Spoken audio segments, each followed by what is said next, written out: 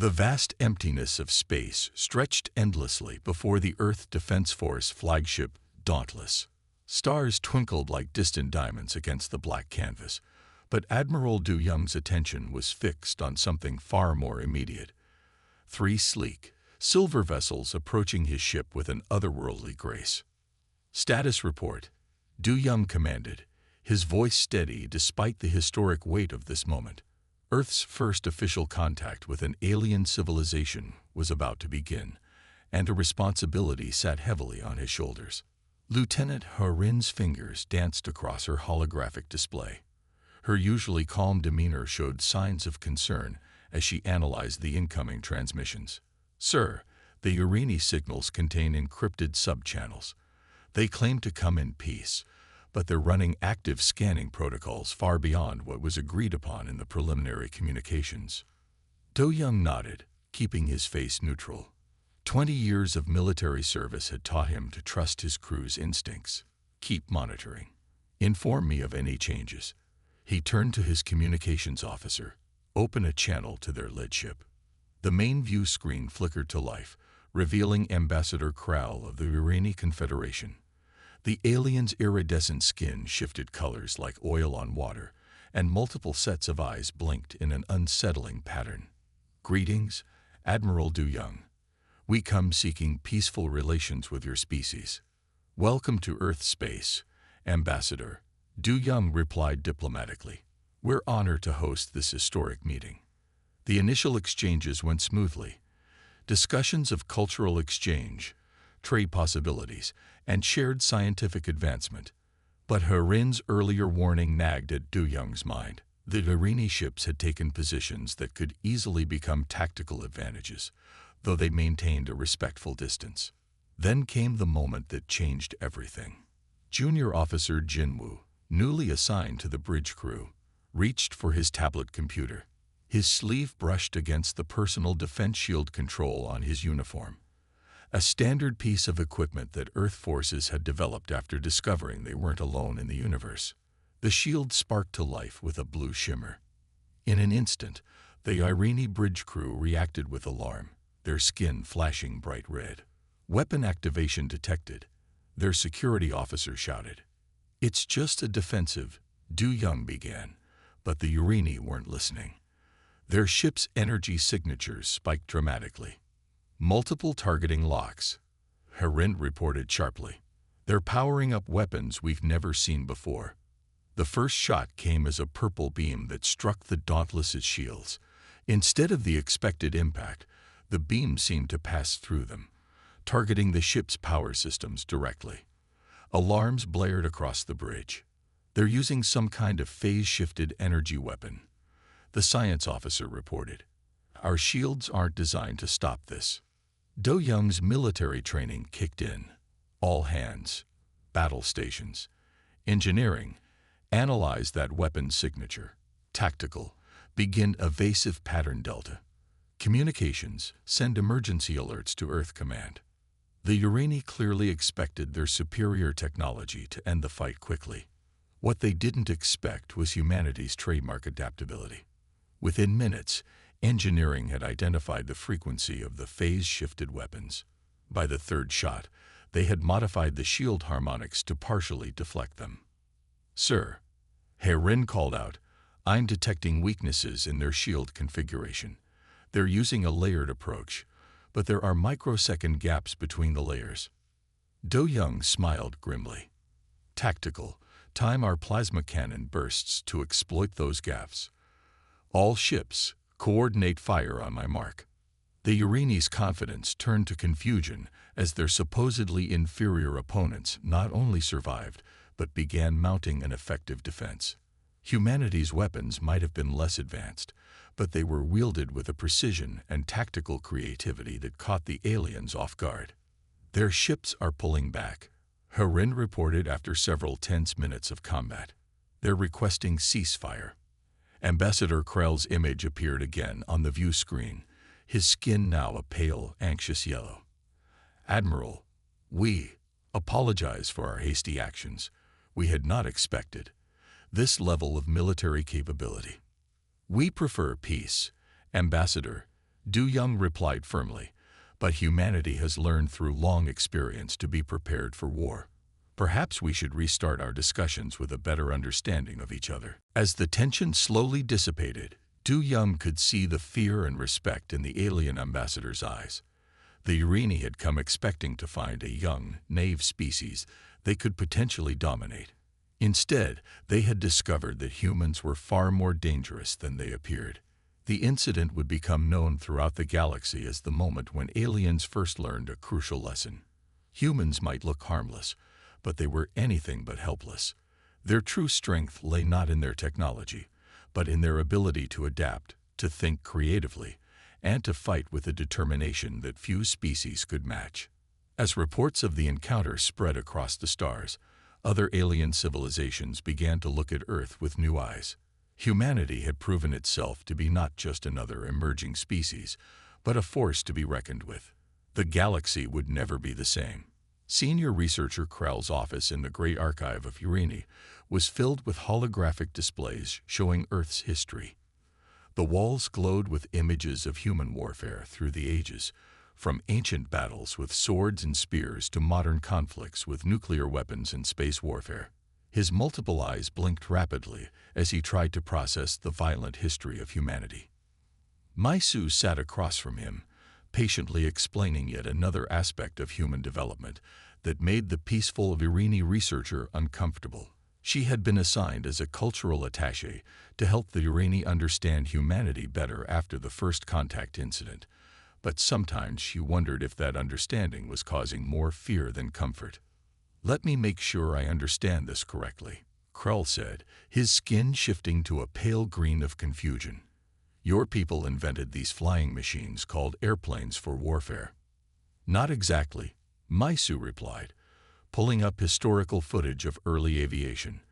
The Wright brothers were interested in flight itself, but once planes were invented, their military potential was quickly recognized. World War I and II greatly accelerated aviation development. What might have taken decades in peacetime happened in just a few years during wartime. Krell's skin rippled with darker shades of concern. "And this pattern repeats, warfare driving innovation. More often than we'd like to admit," Maisu acknowledged. She gestured to another display showing the development of computers. ENIAC, one of our first electronic computers, was built to calculate artillery firing tables. The Internet started as a military communication network. Even space travel was initially driven by military competition during what we call the Cold War. The Urini researcher moved to his main display, bringing up images of the aftermath of various human conflicts. His species had known peace for so long that the concept of widespread warfare was almost incomprehensible to them.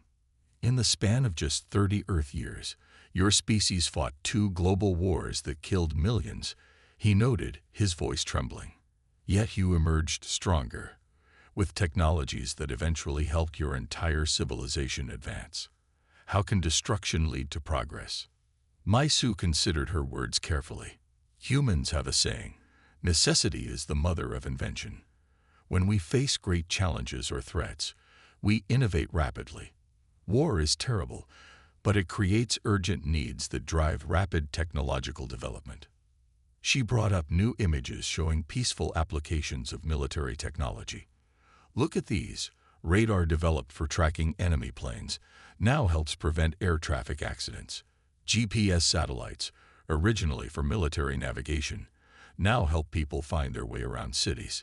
Even the Internet has become a tool for sharing knowledge and connecting people worldwide."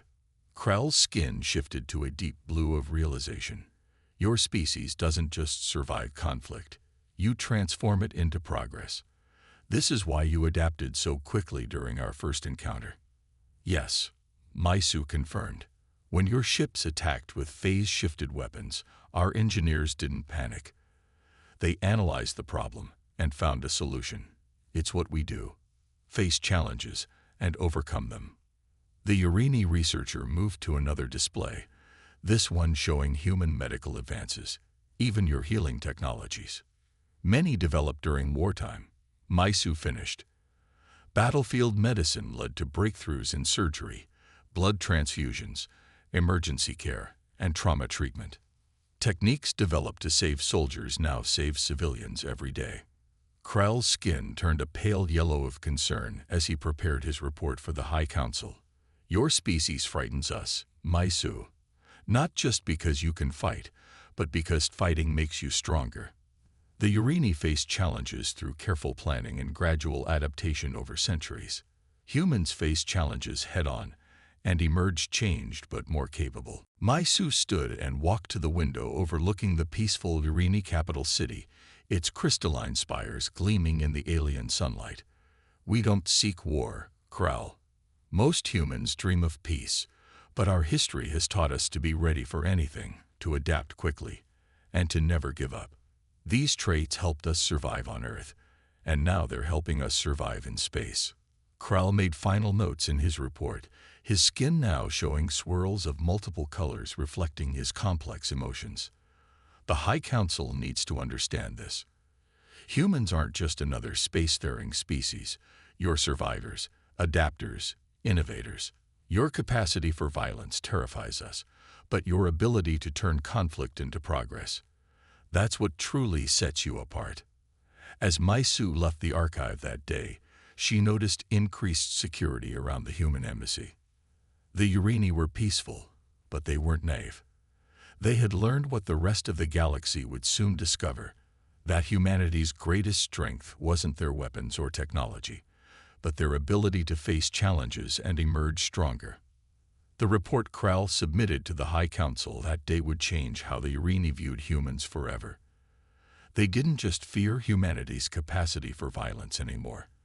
They fear humanity's ability to learn from it, to grow through it, and to emerge more powerful than before. In the peaceful society of the Urini, this was perhaps the most frightening revelation of all. The skies of New Seoul burned orange as the Drachnid warships entered the atmosphere. Their massive vessels cast long shadows over the colony's main settlement, turning bright morning into artificial dusk. Colonel Tahoe watched from the Defense Command Center as the enemy ships took up attack positions, their hulls gleaming with the arrogance of a race that had never known defeat. "Status report," he ordered, his voice steady despite the overwhelming odds they faced.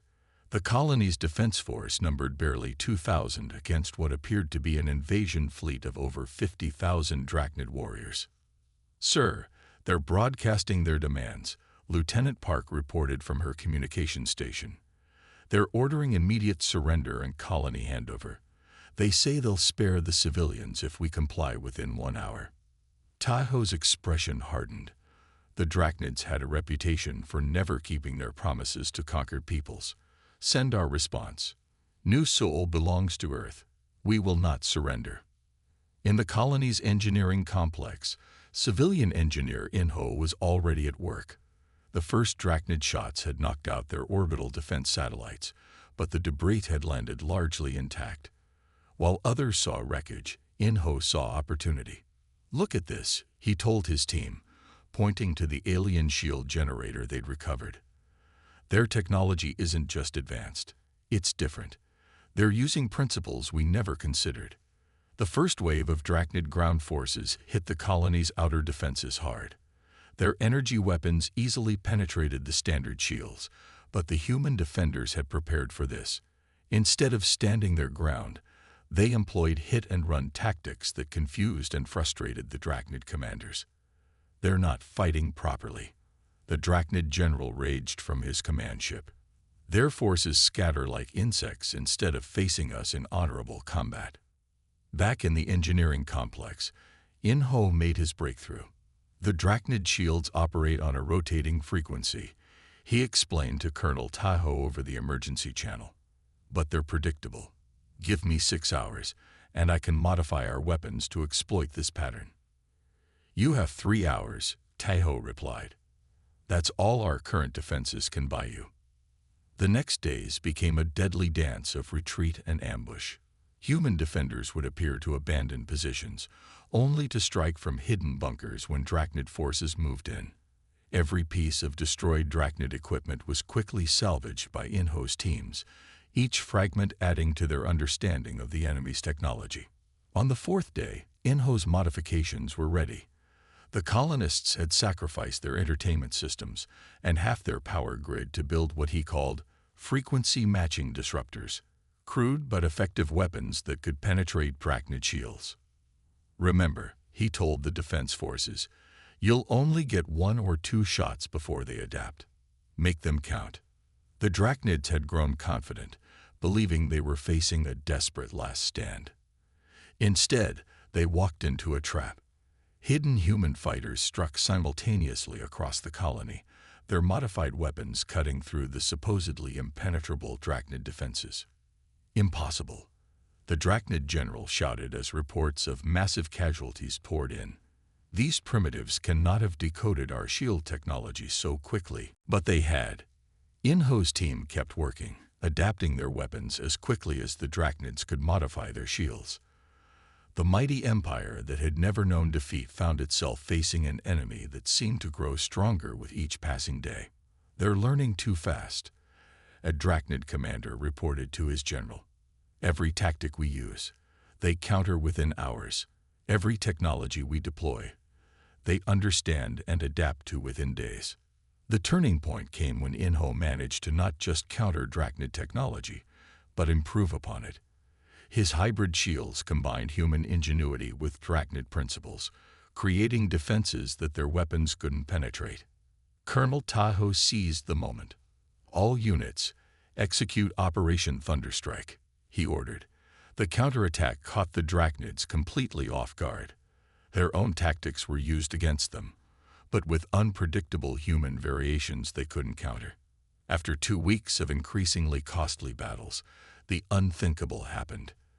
The drachnid fleet began to retreat. Their general couldn't comprehend how a small colony had defeated their superior forces. This is impossible, he muttered as his ships broke orbit. We had every advantage. Numbers, technology, experience. How did they do this? In the aftermath, as New Seoul's citizens emerged from their shelters, Colonel Tahoe met with Inho in the battered but victorious command center. The drachnids made a crucial mistake, Inho said, looking at the debris-filled sky. They assumed superior technology meant certain victory. They forgot that humans don't just use technology. We understand it, improve it, and make it our own. The defense of New Seoul became a legend throughout the galaxy. It was the first time the Drachnid Empire had been defeated in 1,000 years of expansion. More importantly, it proved that humanity's greatest weapon wasn't their guns or ships. It was their ability to adapt, innovate, and overcome seemingly impossible odds.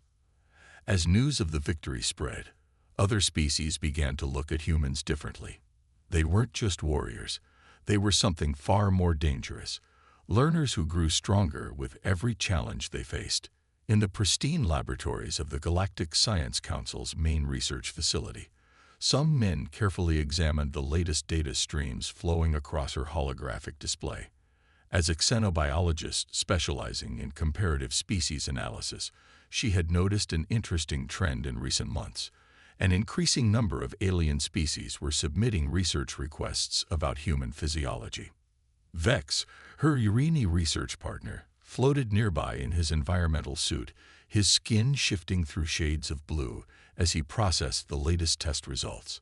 The experiment they had just completed showed human cellular repair rates under various stress conditions, and the results clearly disturbed him. "This cannot be correct," Vex said, his translator struggling to convey his mixture of awe and concern. The human test subject recovered from radiation exposure that would have killed most species. How is this possible? Some men pulled up more detailed scans. Our bodies evolved on a planet with relatively high background radiation. We developed cellular repair mechanisms that most species never needed. It's not that we're immune. We just heal faster.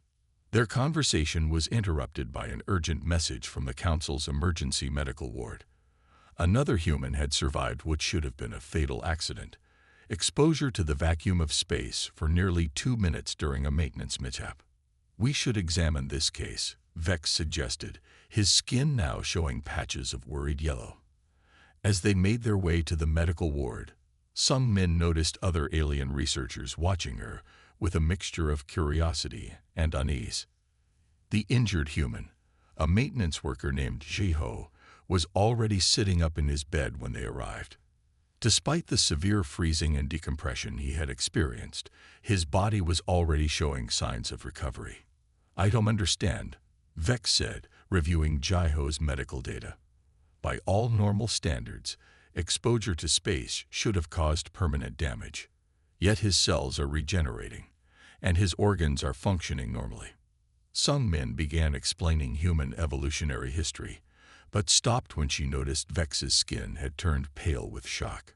"Are you all right? You're saying humans evolved as pursuit predators." Vex's voice trembled.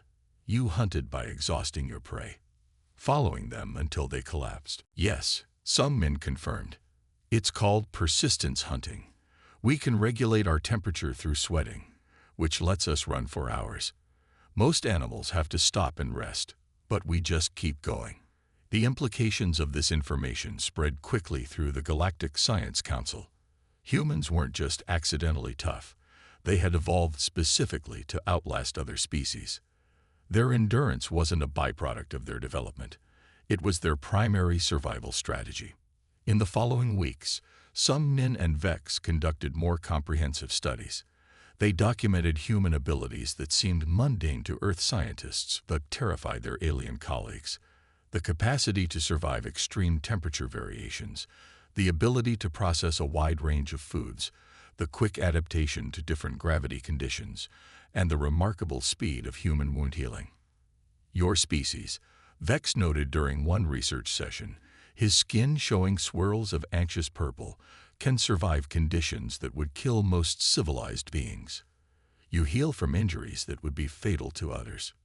Your endurance, it's unprecedented in known spacefaring species." What truly frightened the alien researchers wasn't just human physical capabilities, but how these traits combined with human intelligence and technology. A species that evolved to never give up, to keep pursuing its goals despite pain or exhaustion, armed with advanced technology and space travel capabilities. It was a combination that sent shockwaves through the galactic community.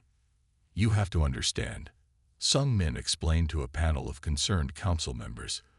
"These traits helped us survive on Earth. We're not naturally the strongest or fastest species, even on our own planet. We succeeded because we could outlast anything that tried to kill us." The fears spread beyond scientific circles. Military strategists from various species began studying human physical capabilities with growing concern. A race that could fight through injuries, survive in hostile environments, and never stop pursuing their objective was dangerous enough. But humans had taken these primitive survival traits and combined them with advanced technology. They're persistence predators with spaceships. One alien admiral was quoted saying, "How do you fight something that doesn't know when to quit?"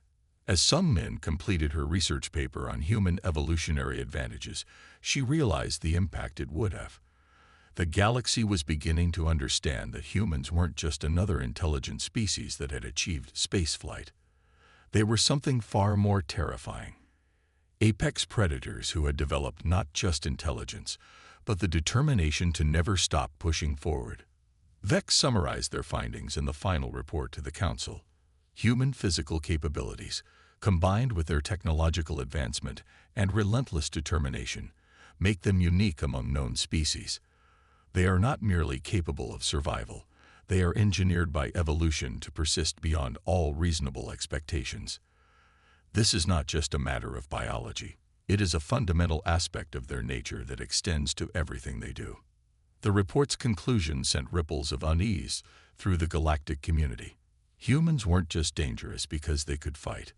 They were dangerous because they would never stop fighting, never stop advancing, never stop pushing the boundaries of what was possible. They were, in the most literal sense, unstoppable. The grand chamber of the Galactic Council hummed with tense energy as representatives from 100 species debated humanity's role in galactic affairs. General Jai-Yun stood at the center of the circular hall, her dress uniform crisp and perfect, as accusations and demands flew back and forth around her. The humans must be contained. The Drachnid representative thundered, his armored scales rattling with anger. They are too dangerous to be allowed free rein in the galaxy. Just 6 of them. 6. Disabled one of our most powerful warships. The incident he referred to had become the stuff of legend. Captain Min Seok and his small team of Special Forces operators had infiltrated the Drachnid dreadnought World Crusher during a planned attack on Earth's colonies. Against all odds, they had managed to disable the massive ship's systems from within, leaving it helpless in space. "If I may address the Council," Jia said, her voice calm but carrying authority that made even the angry Drachnid fall silent. "The mission you speak of was not an act of aggression. It was a defensive operation to prevent an attack on civilian colonies." A holographic display activated, showing footage from Min Seok's mission. The Council watched in amazement as the small human team moved through the massive dreadnought like shadows, using their smaller size and superior agility to evade the larger Drachnid crews. "Observe," Jia continued, "that my soldiers used non-lethal methods wherever possible. Their goal was not to destroy the ship or kill its crew, but to prevent a war before it could begin." The Lysian representative, a being of pure energy contained in a crystalline form, glowed with approval. "This is why we seek alliance with Earth. Humans possess great power, yet show remarkable restraint in its use."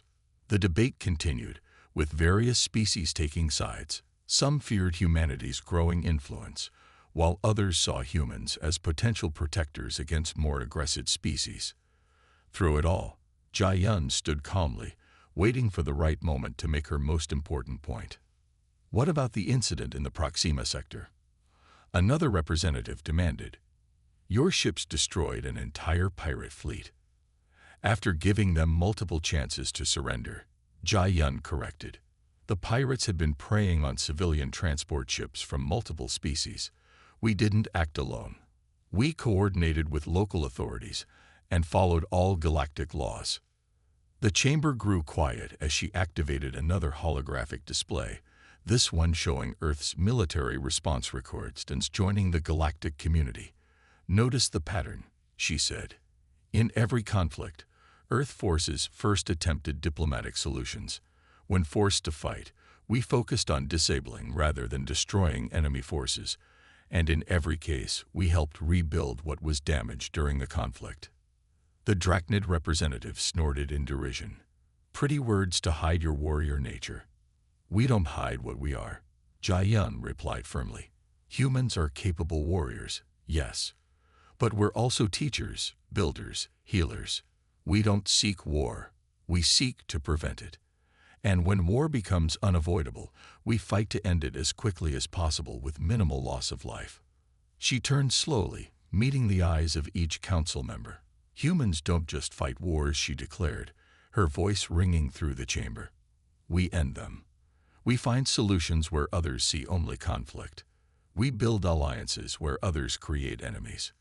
The chamber erupted in discussion again, but now the tone had changed.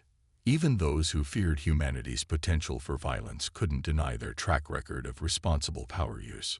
"Perhaps," the Lysian representative suggested, "instead of containing humanity, we should learn from them. They have found a balance between strength and wisdom that many of us still seek." As the council session ended, Jia received word that Captain Min Seok's team had completed another seemingly impossible mission, this time rescuing civilians from a space station about to fall into a gas giant. They had saved not just humans, but members of several species, including Drachnids. The news spread quickly through the council chamber, serving as a perfect illustration of Jia's points. Humans were dangerous, yes, but they used that danger to protect others. They had turned their predatory past into a shield for those who couldn't defend themselves. Walking back to her quarters, Jia reflected on how far humanity had come. From a single planet to a respected force in galactic politics, from feared warriors to valued protectors. The galaxy was learning what humans had known for millennia. True strength wasn't just about the ability to fight, but knowing when and why to fight. and more importantly, knowing how to make peace. The Void Swarm first appeared at the edges of known space like a living darkness that devoured everything in its path.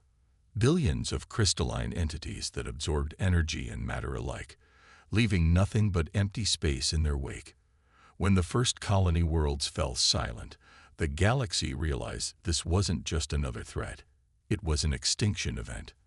Admiral Du Young stood on the bridge of the Earth flagship, indomitable, watching the tactical displays show the swarm's unstoppable advance. In the 20 years since first contact, he had risen to command the combined fleet, a mixture of ships from every spacefaring race willing to fight. "They've taken 3 more systems," his second-in-command reported, face grim. The Drachnid defense fleets didn't even slow them down. "These things, they just absorb energy weapons and grow stronger." Commander Yunji, Do Young's most promising officer, studied the battle footage with intense focus. While others saw only defeat, her eyes sparkled with the beginning of an idea. "Sir, I noticed something. The swarm entities, they don't just absorb energy. They need it.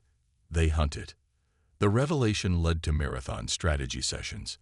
While other species commanders suggested increasingly desperate plans of retreat and fortification, Yunji developed something different, something that made the alien officers stare at her in horror when she presented it. "You want us to do what?" The Drachnid fleet commander growled, his scales bristling. "This isn't a strategy. It's suicide." "No," Yunji replied calmly, adjusting the holographic display. "It's hunting. We're not prey running from predators. We're turning ourselves into bait for a trap." The plan was quintessentially human. While other species thought in terms of defense or escape, humans had learned long ago to turn their predators' strengths against them. Every ship in the combined fleet would be modified to leak energy signatures that the swarm couldn't resist.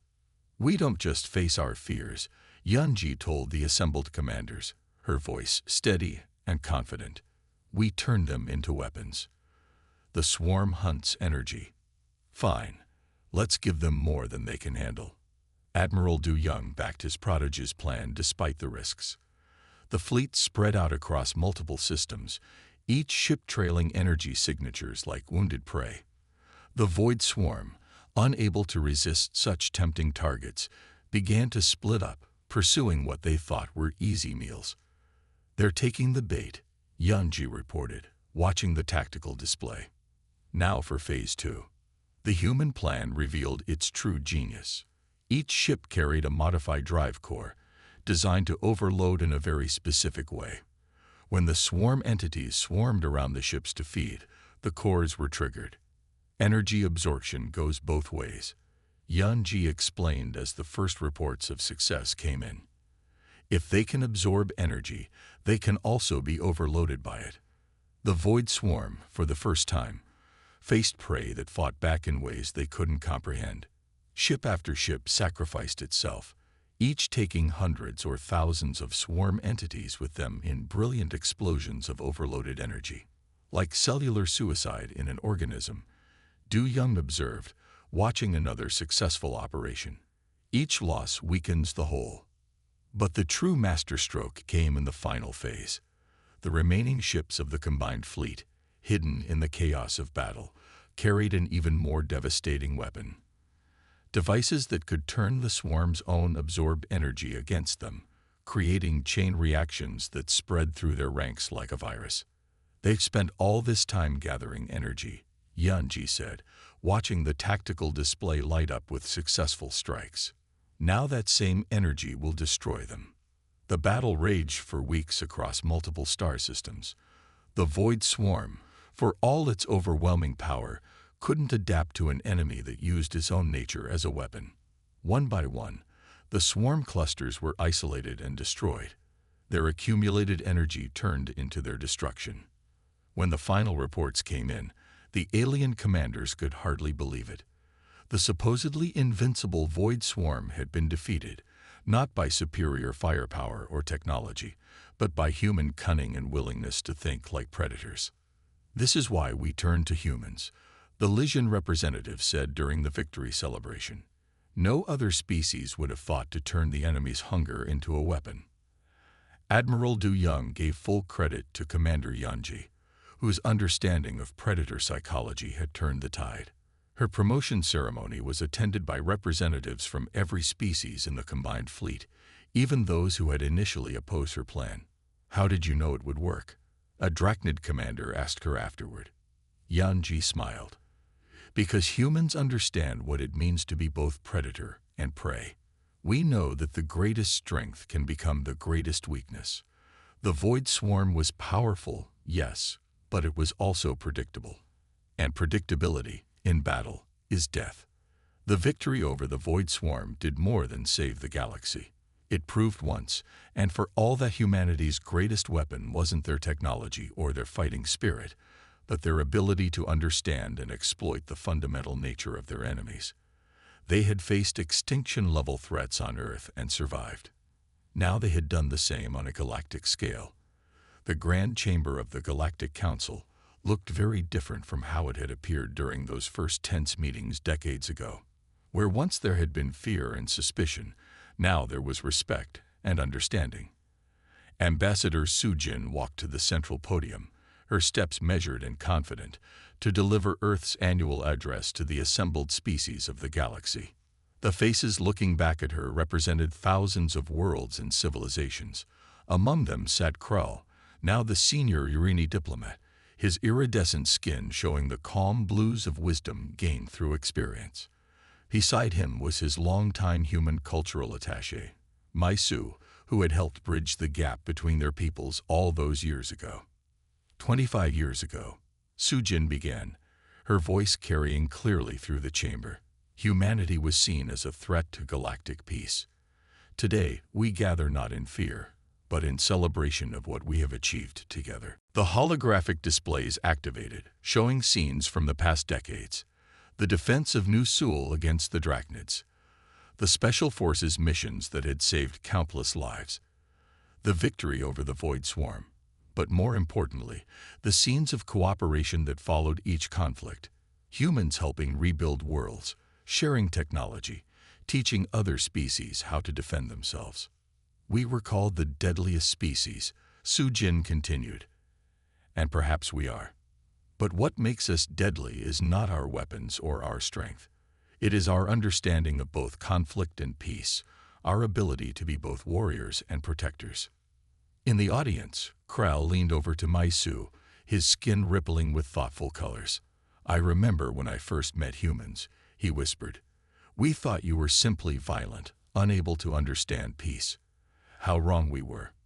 The displays shifted to show the new Galactic Defense Academy, where human instructors taught military and peacekeeping techniques to students from hundreds of species. The footage showed them teaching not just combat, but conflict resolution, diplomatic strategies, and the importance of understanding different perspectives. "Perhaps," Krell mused, watching the images, "it is not despite your capacity for violence that humans are great, but because you choose to direct it toward protecting others. You understand both the warrior and the peacemaker because you have been both." Sujin's address continued, outlining the progress made in integrating human and alien technologies, cultures, and philosophies. The galaxy had learned that humanity's greatest contribution wasn't their military might, but their unique perspective on conflict and resolution. "We do not seek to eliminate conflict," she explained, "for we know that is impossible. Instead, we seek to understand it, to channel it, to use it as a force for positive change.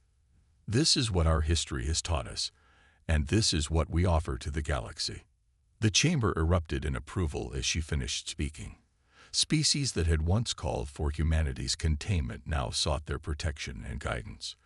Those who had feared human aggression now understood that the same determination that made humans fearsome warriors also made them steadfast defenders. After the session, Krell and Maisu walked through the Council's Memorial Garden, where monuments honored those who had fallen defending the galaxy. "Your people have taught us something profound," Krell said, stopping before a memorial to the heroes of the Void Swarm War. "True strength lies not in avoiding conflict, but in choosing how to use our power." Maisu nodded, remembering those early days of misunderstanding and fear. We learned long ago that being strong means nothing if that strength isn't used to protect others. Our history of conflict taught us the value of peace, and our warrior nature taught us the importance of restraint. As they watched the twin suns set over the Council world, the galaxy's greatest lesson became clear. The same traits that made humans the deadliest species, their determination, their adaptability, their understanding of conflict, also made them the greatest defenders of peace. They had not changed their nature. They had chosen to direct it toward protection rather than destruction. The galaxy had finally understood what humanity had known all along, that true strength lay not in the capacity for violence, but in the wisdom to know when to use it, and, more importantly, when not to. The deadliest species had become the galaxy's guardians, not by changing what they were, but by choosing what they would become. And in that choice lay the hope for a future where strength served peace, and the deadliest became the most dedicated to preserving life. Asterisk, the end asterisk.